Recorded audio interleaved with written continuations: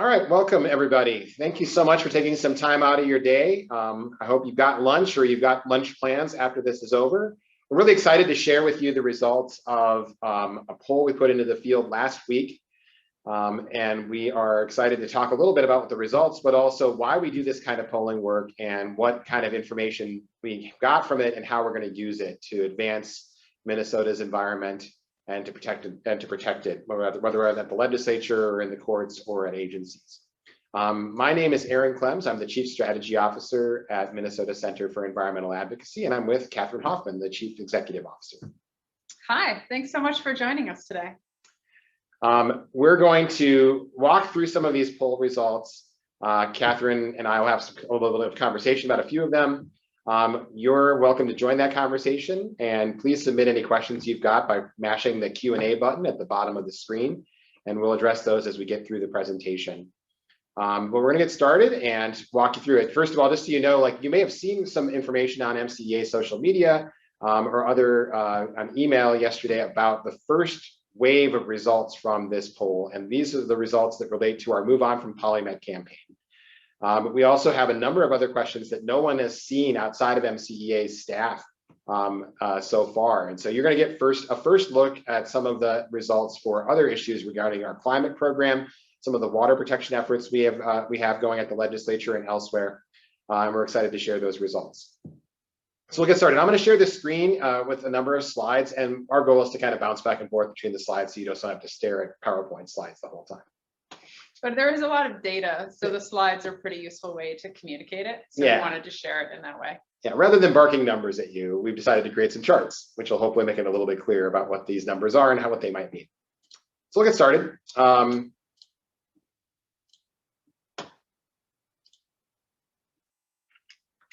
So first of all, welcome. Thank you for being with us today. I want to say a few words about who MCEA is. Most of you, or maybe all of you, probably know at least a little bit about us because this is a donor and supporter only webinar. We didn't open this up to the general public. But just in case, MCEA was founded in 1974. So we're an almost 50-year-old organization. We have a team of litigators, of lobbyists. We have a communications team as well, and we work. Our staff works together to shape outcomes around environmental policy in Minnesota. And in particular, we work a lot with the law. So we go to court if we need to enforce the law or prevent pollution in some way. We can go to the legislature to try to change the law or protect the laws that we have, because we do have a lot of great laws here in Minnesota that we've managed to get passed over the years. We also work with the state agencies on how that law is actually implemented. So how permits are written, how rules are written, a lot of the actual where the rubber hits the road, really, in terms of how our law is enforced happens in the executive branch. And that's a particular specialty of MCEA's. A lot of our partner groups are not able to work there the way that we are and rely on us to do that. Thanks, Kathryn. I think it's really important to underscore that, we frequently are known, and we should be known for the excellent work that our lawyers do. But oftentimes when we score a victory in the courts, we end up having to defend that victory at the legislature or through a whole bunch of other ways in which our opponents will oftentimes seek to undermine the wins that we get. And so, like in the press. In the press. Yeah. And so that's why polling is a particularly important tool to use, because it also, we're an organization that's rooted in science and the law, but oftentimes it never hurts to be able to explain to legislators that not only are we on the side of science and the law, but their constituents, the majority of them, agree with that approach. And that's what we hope to describe today. Right. And I think it's helpful for decision makers to understand as well, because often, there is a particular facility, a project proponent, a utility that wants to build a facility, and it will have environmental impacts. And it's a very targeted lobbying approach. It's very clear who the beneficiaries are, but the cost is borne by the general public, right? And so you don't have that counterweight to that very targeted lobbying effort unless you have a group like MCEA there to represent the public interest the way that we do. And this polling data helps support that effort as well. Okay, without further ado, we'll get started with the presentation of the actual results. So we just talked about a little of this. I want to add a few data points here as well. You may have seen also that a number of media organizations, particularly MinnPost and Star Tribune, NPR, KARE 11, their Minnesota poll, also came out in the last few weeks. There's been a lot of recent polling data, but there's also a lot of gaps in those polls. And so we wanted to do a poll for a couple of reasons. One is because we wanted to focus on the Move On from PolyMet campaign, which is where we're going to start. And it's been years since there's been a lot of questions, particularly about the PolyMet and Twin Metals project specifically. And so we put a poll in the field last week. We worked with Public Policy Polling, which is out of North Carolina. They're an A- rated pollster by 538.com. We've worked with them before through the Mining Truth Coalition. And in fact, some of the questions we asked in this poll had been asked previously in other polling done by Public Policy Polling in 2014 and before. So this was the method they used was landline and text. While we paid for the poll, it was conducted independently by a reputable pollster. And we will be providing the entire poll questionnaire at the conclusion of our release of the different elements of the poll. So we'll have a couple of different public releases. You're going to get the sneak preview today about all the results. We should just add here, I mean, sometimes, polling results from advocacy groups like ours are treated with some skepticism. So we do work hard to put language into the questions that make them neutral and helpful. And this isn't a push poll, right? We're not trying to get a specific result. We're trying to see what people think about the issues that are relevant to our work. And this, a poll like this is not useful if there's a lot of like slanted language and pushing people into things. We try to fashion these to get good data. That's exactly right. I mean, I remember a few years ago when we released a poll, the mining industry put out a opposing poll, and their lead question was, do you support environmentally responsible mining in Minnesota? And, I think almost everyone would answer that question. That yes. Sounds great. Sounds great. Wish we had that. And it was portrayed as an affirmation of these projects that are being proposed as though they are environmentally responsible, but obviously the polling question bias was pretty strong. Right. Okay, so here are some of the key insights on the PolyMet questions. A majority of Minnesota voters want Governor Walz to move on from PolyMet and propose a different economic development plan for the area. 51% agreed with that. And importantly, only 1 in 5 Minnesota voters want Governor Walz to stay the course on PolyMet and continue to defend the company's application. We chose that wording because that was the exact wording used by our opponents in an op-ed that was published in the Duluth News Tribune, the stay the course approach. When you look at the crosstabs, the information gets even more interesting. 7 in 10 Democrats, 69% surveyed want Governor Walz to move on. Just 10%, or 1 in 10 Democrats surveyed want him to stay the course. A plurality of Republicans surveyed, 35% want him to move on versus staying the course at 31%. That's just outside the margin of error. And among independents, move on leads stay the course by more than 2 to 1, with nearly a majority of independent voters favoring move on from PolyMet versus just 22% favoring stay the course. In short, if we look at this question across the state, across all demographics, across all partisan ID, there is agreement that Governor Walz should move on from PolyMet and propose something different. So before you move on from there, Aaron, you use this term crosstabs. And for people that aren't familiar with polling data, do you just want to say real quick what that is? Yeah, sure. Crosstabs are where you take, so there's a lot of demographic questions asked as part of this poll, as well as the more substantive ones. So they ask, did you vote for Donald Trump or Joe Biden or someone else, or didn't vote in the last election? They ask, do you consider yourself a Democrat or Republican or independent? There's 2 reasons why you ask those questions. One is to validate the sample that's been created of the 662 Minnesota voters is reflective of the demographics of the whole of the state. And I think that this poll does an excellent job of showing that. But it also gives you an opportunity to look at how different subsets of the poll respondents react differently. One of the challenges with those subsets, though, is because they're smaller, they become less, there's a greater margin of error for each of those. So it's worth noting that when we say things like DFL voters support this 7 to 1, there's probably a 7 or 8% margin of error, but because the difference is 60 points, we can still say with confidence that there is a wide and strong support for moving on from PolyMet. That's a great question.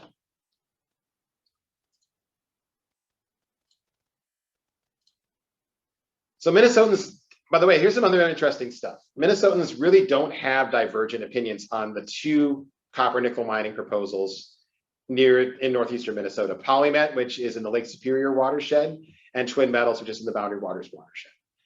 They're only separated by 12 miles, and they're not separated by very much at all in the public opinion that we found in this survey.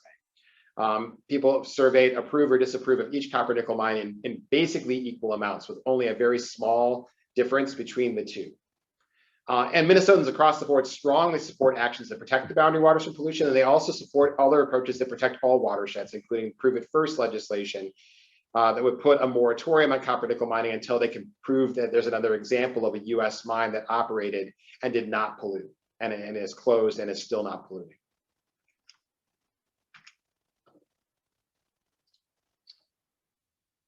Sorry, I have to switch my screen really quick. So when we do this survey, we started by doing what I call horse race poll questions, right? These are like very open-ended, just right out the gate. So we get an unbiased, reflective response right at the outset.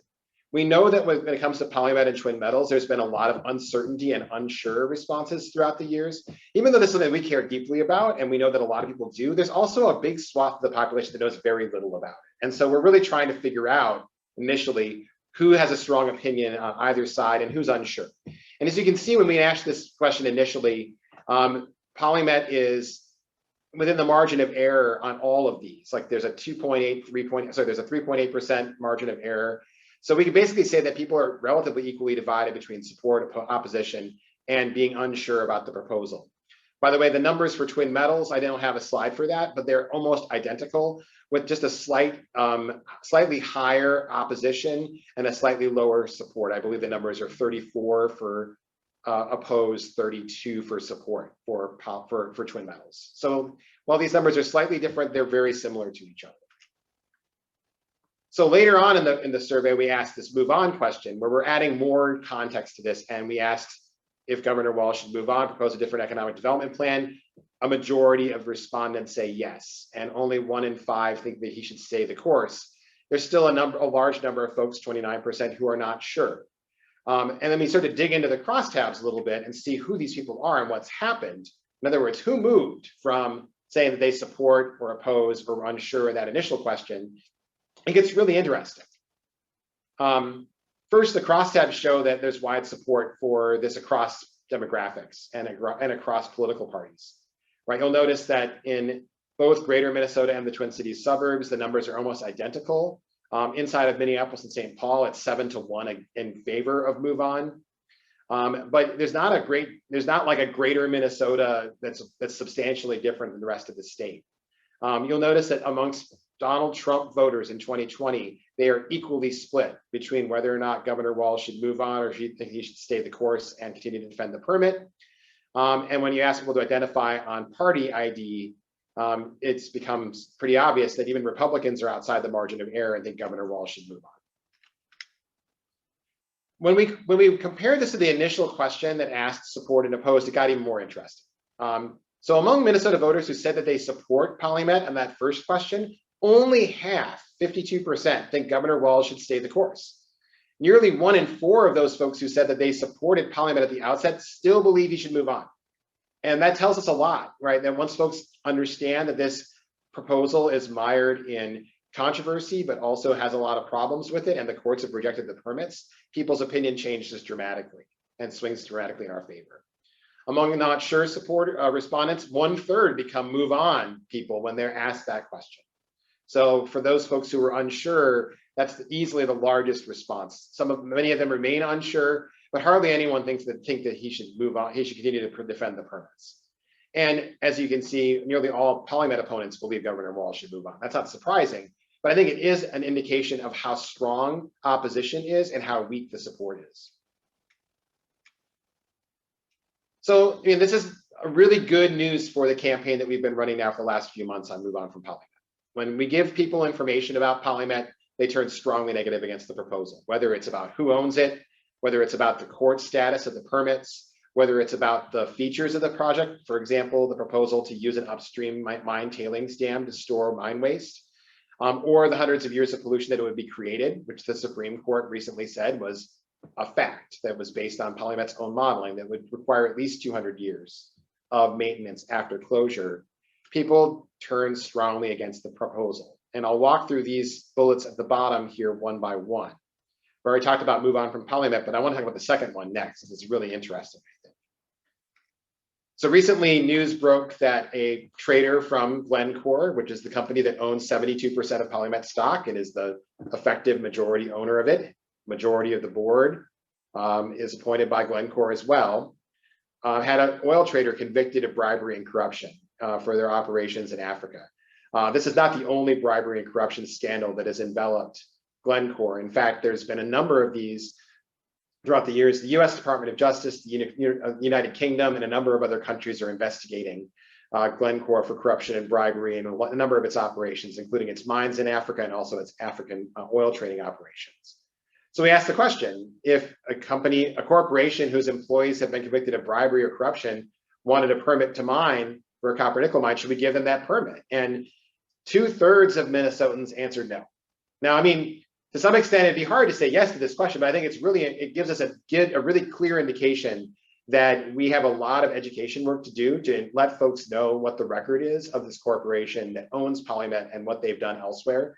Because once we educate folks about that connection, we think that people will turn strongly against the project. Yeah, well, and as a piece of background here, last week, you might know, the DNR ordered a contested case hearing on PolyMet. And there were a couple questions they set aside. They said the contested case hearing is going to be about this scheme we have for managing mine waste.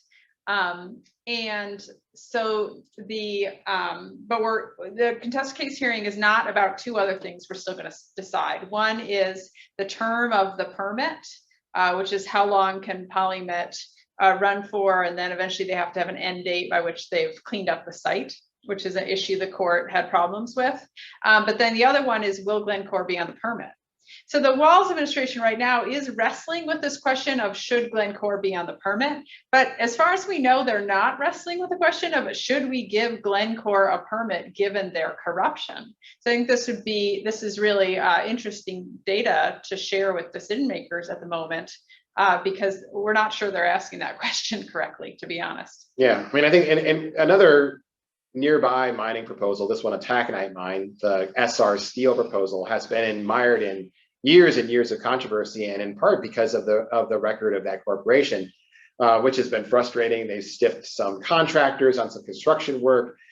They have not lived up to their obligations to demonstrate that they have financing. But there's been widespread talk about pulling permits from SR for their malfeasance or inability to build the mine. But we're talking about giving a permit to Glencore, which is literally under siege worldwide for their operations and their record. It seems odd to me, at least. Yeah. Let's go back and take a look at some more results. I don't know why it makes me do this way. There we go. So another big feature of the PolyMet proposal is the reuse of an upstream mine tailings dam, where they would stack more waste on top of it. If built, it would be the highest upstream mine tailings dam in Minnesota, 252 feet high, higher than the Capitol Dome in St. Paul. If you've ever been on the site, you've seen it's already about 160 feet high. And they want to continue to build more layers on top of it, like a layer cake. And that's called upstream dam construction, where they use waste rock from the operation to build basically rings around, and they fill it in with much more fine mine tailings and build it up over time. There have been a number of disasters recently and historically involving this type of mine construction, most recently in Brazil, where two similar dams collapsed, and subsequently Brazil has banned the use of this dam technology or this dam approach, and required that every one of the hundreds of dams that already exist be decommissioned. This is something that is happening in Latin America. It's not happening here. Here we're talking about building a new upstream dam. And when we asked Minnesotans about that, we found that 46% of folks were opposed. A lot of unsures, which is not surprising considering this is a fairly technical question about how mines operate. But given the context of other countries like Brazil, Chile, and Peru banning this kind of operation, people swing strongly in favor of it with a strong plurality in favor of banning this kind of use. Reminder, this is what PolyMet would use. We've asked this question before about hundreds of years of pollution. We know that, for example, that there will be left behind after PolyMet ceases to operate, basically a perpetual maintenance site where for hundreds of years we'll have to maintain this dam, we'll have to treat polluted water, we'll have to capture it before it escapes the site, treat it, and then recirculate it. There's really no track record of this succeeding anywhere else. And when we provide that information, it was a little bit weaker result than we'd gotten previously. We asked the same question in 2014. My take on this is that this has become a proxy for just support for the proposal. My guess, and I think we've got the crosstabs to prove it, is that the people who said that they supported PolyMet still support it when given this information. Some of the folks who are not sure do become opponents from seeing this message. It's still a strong message that I think it's worth repeating when it comes to the PolyMet proposal. So here's some new, so that all came out before. These are questions that have not been released yet. They will be released tomorrow publicly. We're going to partner with Friends of the Boundary Waters Wilderness, who we work with on both PolyMet and twin metals, to release a series of questions about twin metals and the Prove It First legislation that Friends of the Boundary Waters leads on and that we are a member of their coalition supporting. And we asked this question in 2014 as well. Should mining be prohibited in areas where polluted runoff could enter the Boundary Waters Canoe Area Wilderness? 61% of Minnesotans support that. 3 in 5. That is almost identical to the answer we got when we queried the same question in 2014. This is a strong, durable majority of Minnesotans who believe that we should protect the boundary waters from polluted runoff from mining. And so this is a strong result that we hope will inform decision makers at the federal level and also the state level about what they need to do to protect the boundary waters from the proposal that Twin Metals has made about placing a sulfide mine on the doorstep of the boundary waters. In addition, Prove It First, which is a bill that was introduced last session, there's over 50 sponsors of it in the legislature, did not get a hearing. And we polled the question about whether Prove It First is supported, and we described what the bill would do, that it would require that you have a mine that operated for 10 years, a copper nickel mine that operated for 10 years or more, and then closed, and then after 10 years or more of closure, it still hadn't polluted. There's not a single example at this point that we're aware of in the United States where that's occurred. And that's a real problem. I mean, if you've got an industry where you've never been able to show a case where you don't leave behind a pollution problem for taxpayers and others, this is not an industry we want perched on the headwaters of Lake Superior and the boundary waters in Minnesota. And we found strong 57% support for this legislation, only 15% opposition. Well, it's not surprising, again, to see a lot of not sures. There's very little opposition when folks understand that this track record of this industry exists. And I think this is a totally reasonable thing to ask for. So far, it hasn't gotten traction in the legislature. We're hopeful there'll be more traction this session. And it does explain why opponents to this legislation sometimes characterize it as a ban or a moratorium, because the description of what it's actually doing is awfully persuasive to people, I think. And so they want to make it sound more harsh than it actually is, when what we're really saying is, yeah, you know, we want to be able to know, we need to be able to know that this mining can happen in a way that's clean and not polluting before we'll allow it here, which is a reasonable thing for a jurisdiction like Minnesota to ask for. Yeah, I mean, we sit at the headwaters of 3 of the largest North American watersheds. Many of these proposals interact with 1 or more of those watersheds. And being at the very top of that watershed means that everyone downstream suffers if there's pollution. And so it's really important to protect those. So that's the mining questions that we have in this survey. I want to move on to some other questions regarding our climate work and also some water protection issues that are separate from mining. So I'm going to quickly go through these next 2 slides. When we ask questions about whether people think Minnesota Governor Walz has done too much, too little, or just the right amount to address climate change. And these answers are pretty muddled, I'll just be honest. I think they really serve as proxies more for partisan ID, if you look at the crosstabs. But there's certainly some confusion about what has been done to address climate change, both by Governor Walz himself. He has a Clean Cars initiative, but there's more that he could be doing there. And at the legislature, where there were some small changes made in the last legislative session, but very little to address climate change. You'll notice that both the people who think that the governor and the legislature have done too much to address climate change are almost identical. So the way I would read that is to say that there's a cadre of about 30 to 32% of Minnesotans who just don't like climate change as an issue and don't think it needs to be addressed. And that's probably borne out by other polling as well. But when we ask questions about MCEA specific projects that we've been doing on climate recently, we have strong 55, 54% support for both of them. One was just decided at the Environmental Quality Board last week, which was adding greenhouse gas measurement and mitigation to Minnesota's environmental review studies that are done when there's a project proposal that meets certain thresholds for size in terms of being disruptive or adding environmental impact. 54% of Minnesotans surveyed believe that we should include a section on greenhouse gas pollution, and only 29% said no. This has been up against some substantial opposition by the Center of the American Experiment, a Republican-leaning C3 operation, which has been trying to describe this as the beginning of the Green New Deal in Minnesota, which is at best hyperbole, and we were, for us, wishful thinking. We'd like to see more done there. You know, but this is a necessary and important first step. If we don't know how much greenhouse gas emissions are happening when we build new projects, there's no way for us to figure out how to address those emissions. And so it's critical that we start measuring that right away. And then we're excited that the EQBA moved forward with a robust pilot project and a short time frame to adopt that just last week.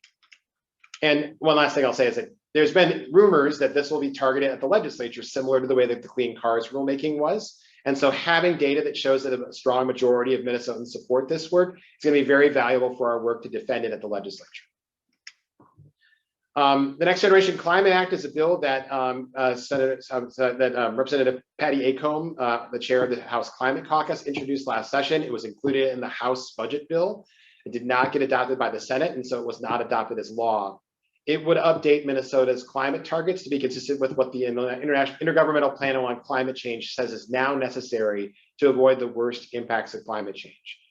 In 2007, we adopted the Next Generation Energy Act. We used the same projections by IPCC, but they have changed in response to new data in the last 14 years.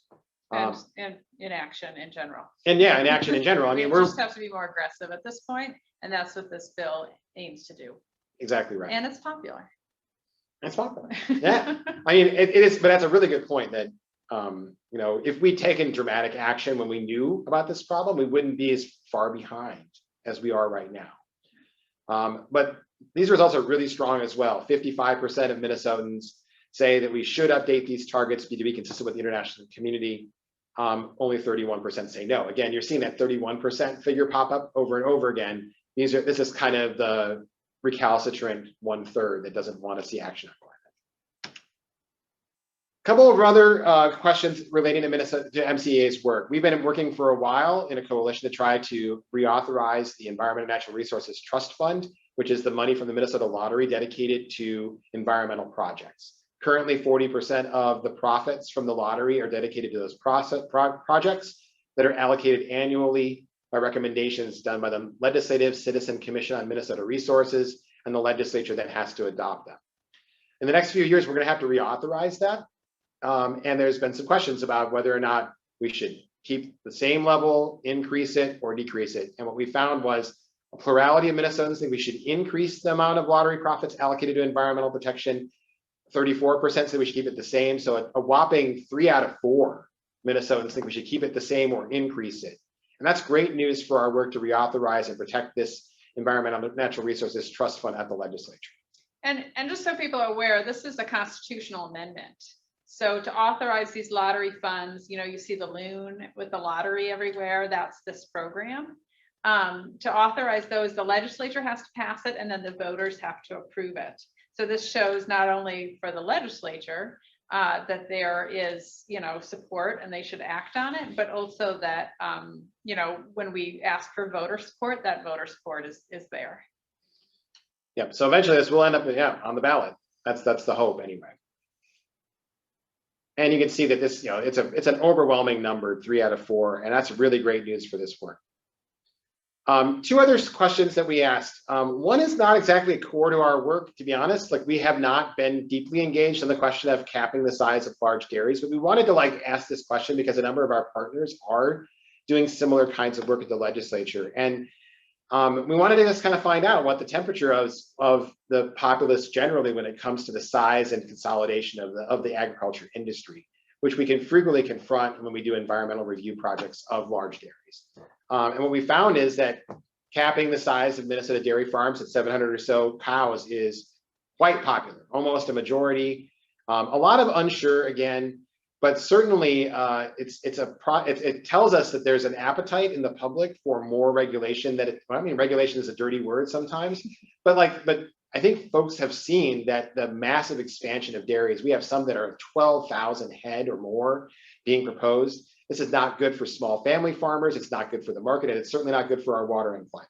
And so we think this might give us some avenues to use at the legislature to talk about the size of these dairy operations and the impact they're having on our water and climate. And one more question that's really interesting. We've been working with a couple of folks who've been trying to get a widely bipartisan bill passed that would provide some help to businesses and others who want to use salt in a safe and smart manner without polluting our lakes with chloride. This legislation has been on the table at the legislature now for several years, and it's just never been able to get over the finish line. We hope to be able to help them do that this session. And with data like this, it shouldn't be that hard. It's honestly shocking to me that it's been this controversial, or at least it's not been able to get done, when 7 out of 10 Minnesota voters believe that we should encourage smarter salting, limit the liability of companies that do complete a training course. And this is a bill that will be back up at the legislature this session, and we hope to get it over the finish line. I'll quickly just go through this, but as I said at the top, Crosstabs validate this poll. The numbers that you get are almost identical to the actual reality. So for example, in Minnesota, this is almost exactly the result we got when it came to the last presidential election. You'll notice that the contributions of people by gender, by party ID, by race, age, education level, and geographic area are very reflective of Minnesota's demographic profile. If anything, it might slightly overstate greater Minnesota in that 55, I think more than 55% of the population is inside the 7-county metropolitan area. So if anything, this slightly overweights greater Minnesota responses, in case folks were wondering whether or not this was truly a statewide poll. So quickly, I'm just going to sum up some next steps. We released the PolyMet poll questions yesterday. We will be releasing questions about Twin Metals and Prove It First tomorrow morning. We will be releasing the remainder of those questions about water, climate, lottery amendment early next week. And we're integrating these into our legislative outreach and education. So we plan to do a lot of in-district education with members of the legislature over the next several months before the next legislative session begins in 2022. And this data will be really useful as we do outreach to those legislators and bring in constituents to talk about what they care about, what they want to see happen at the 2022 legislature. So that's our nutshell. Kathryn, do you have any questions or comments you want to add before we open the floor to any questions? No, I think we should just get to the questions, make sure that we can answer those. So if you do have questions, go ahead and put those in the Q&A now. Yep. And we'll take a look at those. So one other thing before when we're waiting for those questions to come in, I just want to reiterate that polling is a really important tool, but it's not a cheap one either. This poll costs thousands of dollars. We're going to make sure that that valuable investment is worth its while by making sure that these results get in the hands of decision makers and that it influences those decisions. But we appreciate the support of our donors because it allows us to use tools like this that are really valuable and would otherwise not be in our reach if it weren't for your generous support. So thank you for that. And that's part of the reason why we're opening this to donors and supporters first and giving you a sneak peek at these results before they go out to the public as a whole. All right, I'm not seeing any questions so far. It must be because we're so clear that the results are obvious to you, but I'm wondering if we'll just give folks another minute to ask any questions if they have any. Well, so, one thing that was a theme that came up in a lot of these questions was, there is a percentage of unsure or unclear. Do we or do politicians view those as, people that we can influence and reach? Are those sort of you know, you hear about in the presidential horse races, there's always that percentage of voters that might go either way. Is that basically how we think of those folks in these poll results? Yeah, that is. I mean, I think it's always natural to assume that because people like, you know, who support MCEA or work at MCEA are passionate and involved in these issues on a daily basis, that everybody is. And I think that it's helpful to know to what extent people are engaged or not engaged. So that unsure tells us something about the engagement of the public around these issues. I think that when it comes to what we can do with that information, one is that it tells us that people are unsure, that this is and we see how they evolve.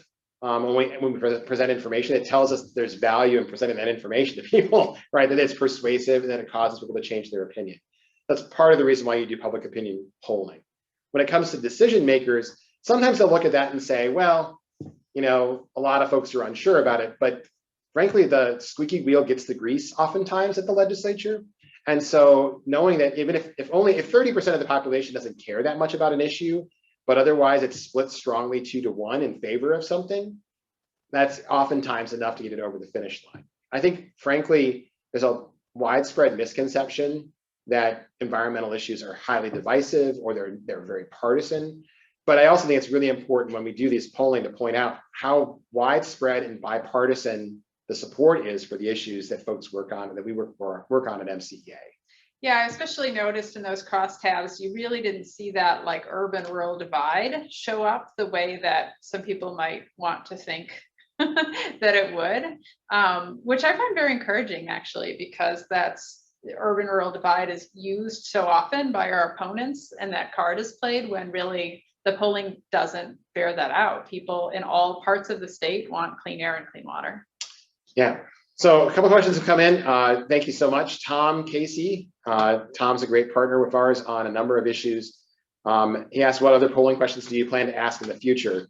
Not sure yet. I think we will definitely do more polling in the future.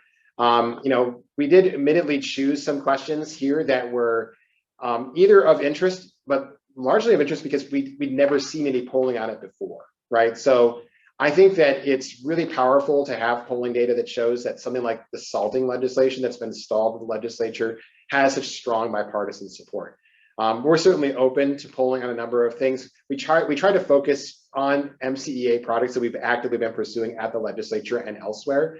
So while the 100% clean energy bill, for example, is a priority of MCEA, it's also one that's shared by a lot of different organizations that have done separate polling. And there hasn't been a poll about the Next Generation Climate Act. So we chose polling questions that advance specific MCEA projects. We also chose not to ask questions that were asked recently in other publicly available polling. So for example, MinPost asked questions about Line 3 and about clean cars rulemaking.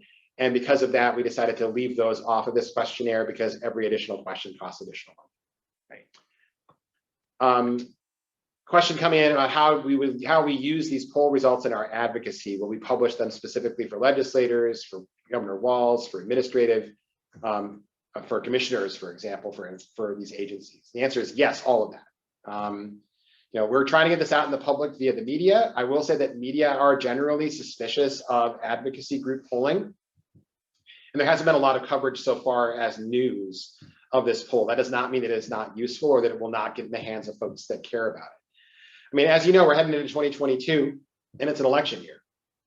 Literally every elected official in Minnesota is up for re-election in 2022. Right. And so knowing what the public thinks about issues is important. We're not an electoral organization. We're a 501c3 nonprofit that does not engage in electioneering. But this information is important because as we push legislation, people who are thinking about their election will want to be acting in step with the way that their constituents are thinking and feeling. Right. And so we will, you know, one of the things we'll do is get one-on-one meetings with commissioners, with legislators, and other people that we think should be, you know, hear directly about this polling data. Yeah, another question was asked about whether this is a push poll, right? And I think that it's actually, there's a lot of folks that will use that language to try to demean or diminish results they don't like. I think, first of all, that it is really important that you adopt language in polling questions that is defensible, I mean, like when I go to talk to legislators about this poll result, I want to be able to show them the exact question that was asked. And I want them to nod their head and say, yep, that's a fair question, right? If we're asking unfair or slanted or push questions, then the value of the poll that we've done will go down in the eyes of the decision makers that we're trying to make sure understand the data. Push polling is sometimes done as a technique in campaigns where you have an advocacy technique like automated phone calls that act like a poll but are really designed to put doubts or information in the heads of voters. That's not what we're doing here at all. We have a valid, statistically valid sample that was created by a professional pollster who's highly rated. And we used polling language that was meant to unveil what we hope to be a fair representation of Minnesota voters' opinions. And just as one example, one of the things that we've come across in the past is this term sulfide mining versus copper nickel. You'll notice that copper nickel is the phrase that occurs throughout this poll. That's because many of the mining supporters object to that term sulfide mining. They see it as slanted, I guess. And so we are careful to use the more neutral copper nickel term, or what many of the mining supporters see as more neutral. I'm not sure it's as nearly as different as they think, and I actually have seen mining companies use the term sulfide mining. Yeah. So, but it's just that little language shift, makes it a better question from the view of the audience and there's the people receiving this data. Yeah, I mean, I don't want to be able to I don't want to go to a legislator with some of these questions and then have them say, oh, you called it sulfide mining, so it's biased. Right, and they dismiss it. I mean, to be honest, I agree with Kathryn. I think that that's not a biasing term. I think it is accurate. If you use Google Scholar, for example, and search for sulfide mining, you'll find a host of industry publications that use that very term to describe this very kind of mining. Right, because it's about the type of ore, not the metal, et cetera. Like there are reasons that the term applies. So when I'm talking to folks in an advocacy sense, I'll usually use the term sulfide mining because it's both accurate and concise and also highlights one of the challenges with that kind of mining. Mm-hmm. But when we're asking a poll question, we might, in this case, we chose to use copper nickel mining for that very specific purpose that Kathryn just described. Right, and still distinguishes it from iron mining, which is also important. Yeah. Tom chimes in and says that he forgot to ask the poll question because he has been working on a project that we support, which is legislation that would ban lead ammo and lead fishing tackle. I think that we're finding more and more that it's common and accepted that using alternatives are better to lead. Let's see. I'm going to go to Margaret Monson asked a great question. Do you have a summary of the recent work MCEA has done to help prevent the mine proposals make the headway they need for final approval for all permits? I just want to refresh where we're at right now. Yeah. Well, you should definitely start with our website. We keep that up to date and that does have all the information on it, but I can give you the high level. In November 2018, roughly, PolyMet got most of their permits or the final permits needed to move ahead. And in the weeks following that, we challenged them, and 5 of those permits have been either struck down by the courts or reversed or suspended, or otherwise they can't start operating or use those permits. And so those include the air permit under the Clean Air Act, which was reversed by the courts and sent back to the Pollution Control Agency. So they currently have that. Well, actually, they appealed that decision. So maybe they don't have that. Yeah, we're waiting for the Supreme Court to decide on whether they will take that appeal by the Minnesota Pollution Control Agency. A second time. Right. And if they don't, it goes back to the agency. If they do, we'll be in the Supreme Court again. The water permit, we actually just briefed new issues around that. And that will be argued at the Minnesota Court of Appeals later this month.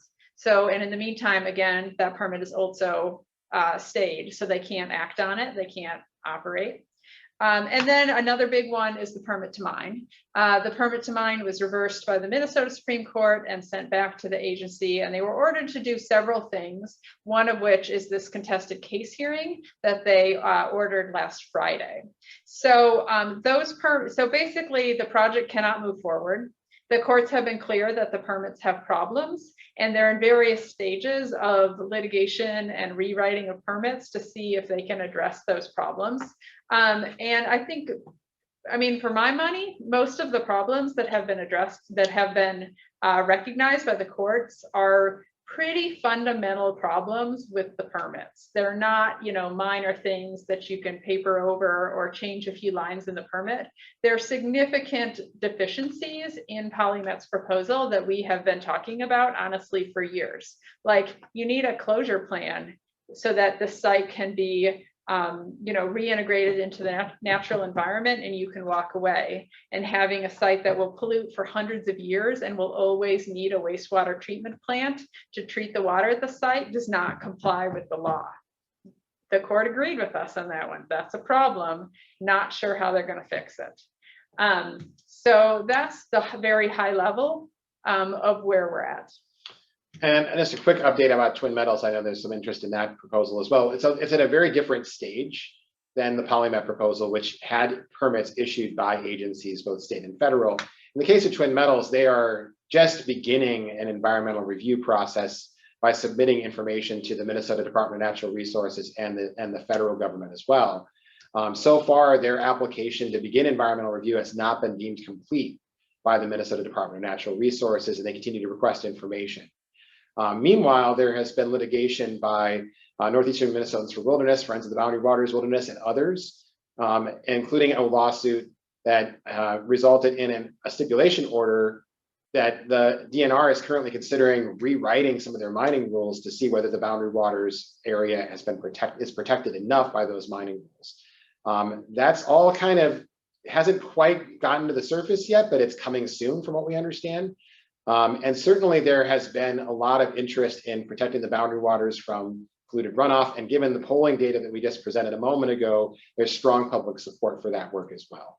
And a rulemaking process of that nature, if the DNR moves ahead, is, you know, likely to take 2 to 4 years minimum. Yeah. Plus, there's probably litigation in there somewhere. Yeah. And meanwhile, at the federal level, leases that Twin Metals would need to operate are also in question. And the Department of Interior and the Forest Service are both considering requests to relook at those leases, as well as present some kind of more permanent protection for the Boundary Waters watershed from polluted runoff from mining operations. There's a question here about if people want to share these results with legislators or other people, how do they access them? Are we going to put them out somewhere? Yeah, so there's already the data that was presented at the beginning of this presentation about the Move On from PolyMet questions is available on the Move On from PolyMet website, as well as there's a press release under news and events on the Minnesota Center, mncenter.org website. So both of those are places where you can go to find those questions. It looks like the links just went into chat there. Exactly right. So we have a sub-page on Move On from PolyMet just called Poll, right? So you can look at the polling data that pertains to that particular campaign. Also, Adam Reinert, our tech whiz, is in the background posting these links, which is really helpful. So you can also see our press release that went out on Tuesday morning, and the really nice summary document that Adam created, as well as the actual original questions from the pollster. So you can see them and all the crosstabs. So you can dive into this data to your heart's content. We have not publicly released the data about the Twin Metals and Prove It First questions, as well as the climate and water and lottery questions, but those will be released over the next several days into early next week. And we're going to try to get some news coverage of each of those releases. Similar to the way that the Star Tribune and MinPost released the results of their surveys over a series of days, we're going to do the same with this result. But now you have the inside info. You have all the new stuff. So when you see it come out in the next few days, you can say that you saw it first. There's some questions about how we fund this polling and how expensive it is. I mean, a poll like this is, you know, getting up towards $10,000 to put out in the field. And we do not have funders at the moment. And I'm actually not sure they would be into this kind of project, to be totally honest. It's not really within the purview of most of the foundations that fund in the environmental arena. And so, yeah, we definitely, individual support is how we pay for this, your donations, your gifts. And it's really important work because honestly, there's not a lot of groups that have the capacity to do something like this. And these are really important questions that other pollsters, like Aaron mentioned, Star Tribune, NPR, folks like that, they do polls pretty regularly, but a lot of these questions are questions they don't ask, but are important to our work and to protecting Minnesota's environment. So we really appreciate your support. A couple more questions, just going back to the mining. When is the contested case hearing? It's a good question. There is a pre-hearing set for November 1st, but that is the only date we have at this point. And the way that these work is there's quite a lot of there's quite a lot of briefing and process around them. And so the pre-hearing, is very preliminary. They might set out some early briefing schedules, but there'll be legal questions they have to settle before they even really get started, probably. There are briefs that are, and testimony, like expert testimony that we would bring and that PolyMet and DNR would bring, and if there are other parties involved. And then you finally get to, at some point, the actual hearing, which is kind of similar to a trial, but obviously there's no jury. You have just the administrative law judge, and there's briefing after that. So the whole thing is, certainly more than a year's worth of work, potentially multiple years. And when exactly the hearing itself happens, it's just too early to say. Sometime in 2022 seems plausible. It's about all we got at this point. And there's a lot of work that goes into preparing for that, obviously the legal work, but we will be going to the experts that we've been working with for years on this question. That's in front of the DNR at the contested case hearing. And so it's a lot of work on the part of our legal team, but we're really excited to be able to present evidence on the facts of this proposal for the first time. I mean, it's one of those things that folks don't understand about our legal work frequently, is that so far, all these appeals are on issues of the law, right? Whether or not the agencies follow the law in issuing the permits. The courts don't really delve into, at the appellate level, questions about whether the facts that they're using to make these decisions were accurate or not. And we've been submitting comments throughout this process going back 10 years, putting expert reports into the record that were largely ignored by the Department of Natural Resources and the MCEA. So right. And the issues the courts have addressed are questions like, should there have been a contested case hearing, which is a process question. And the Minnesota Supreme Court was very clear that all of the questions about whether PolyMet's proposal even meets the law, they're not going to decide those yet. That's for later litigation. They're more focused on, was the process appropriate, and were some of these preliminary legal questions decided appropriately? So it's, there's a lot. There's a lot left. And of course, we continue to need your support, because this is, going to be multiple full-time lawyers plus expert fees. These contested case hearings can easily go into $1 million in costs. Especially when they stretch out over a couple of years. And fortunately, because we've had such generous support from our supporters, we have 13 or 14 lawyers on staff now. We have 13 litigators on staff, which is as big as we've ever been, and we're really proud of that. And we recently went through a strategic planning process where we talked to a lot of our partners, and one of the things we heard really consistently from our partners, whether it was communities that we work with on local or environmental justice issues, or our more statewide or national partners, was that there's more legal work than can be done. There is almost no limit to the number of lawyers that we need in this work. And so we have to make strategic choices, and we can continue to grow and still have plenty to do. There's a question here. We'll make this maybe the last one, since we're just got about 4 minutes left here, and we want to let you all get on with your day, about would any of the new rules developed by the DNR apply to PolyMet? So this is what Aaron mentioned earlier. The DNR is considering whether they will fashion some rules that strengthen protections on sulfide mining, specifically in the Boundary Waters watershed. And no, it doesn't affect PolyMet directly, because PolyMet is outside of the Boundary Waters watershed. However, there's PolyMet's financials are shaky at best, and that was one of the issues that came up in the appeals. It's pretty clear. I mean, PolyMet has a facility that can process a lot more ore than the PolyMet site can actually produce. And so it's pretty clear that PolyMet's depending in some way on ore, additional ore from somewhere. So that could be the Twin Metals site. It could be a site that's right next door called the Tech site, which actually straddles the Laurentian Divide. It's like half in the Lake Superior side and half in the Boundary Water side. It could just be a bigger PolyMet mine, which also might potentially need to extend into that divide in the direction of the Tech site. And so limiting other mining prospects in that region is likely to have indirect effects on PolyMet and their financial plans, which they have not, been real specific about at this point. I mean, it's part of the reason why, we see the success of all the partner groups that are working on all the different mining proposals as being inextricably linked to each other. It's not about choosing one to stop and letting the other one go through. It's about understanding that once the copper nickel mining industry gets a foothold in Minnesota, it will likely consolidate very quickly. That's just the track record of the industry everywhere it's operated. And it makes no sense for us to think about building two separate $1 billion processing facilities when you can build an 8-mile-long rail spur and only build one of them. Right. And that's part of the reason why the economics that kind of militate toward consolidation makes so much sense, and then why it seems much more likely than an outcome where we've got a separate Twin Metals and a separate PolyMet mine that are just doing their own thing, 12 miles apart. Right. And it's the message of this polling data, right? Minnesotans are concerned about sulfide mining wherever it happens. And they want to protect all of our beautiful spaces in Minnesota. And that's the message we want to deliver to our decision makers as well.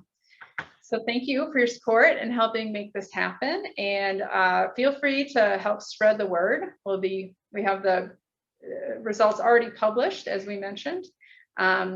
And share it with your legislators and other folks you meet with, because I think this says a lot of good things about support for environmental protections in Minnesota.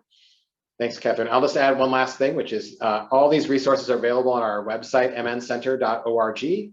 And don't forget about moveonfromppolymet.org, which, if you haven't already signed the letter to Governor Walz, we'll be posting a pretty big update soon that will take us above 4,000 signatures. We're getting really close to our 5,000 goal, and we're going to continue to build more. And share it. Let people know about the campaign. Tell people that there is an alternative. We don't have to build this mine. There's no inevitable result of PolyMet being built. That's been kind of the industry's drumbeat for a long time, and that's just not true. Governor Walz can take a step back and move on, and he should. And we really appreciate all of your support. Thank you so much for being with us today.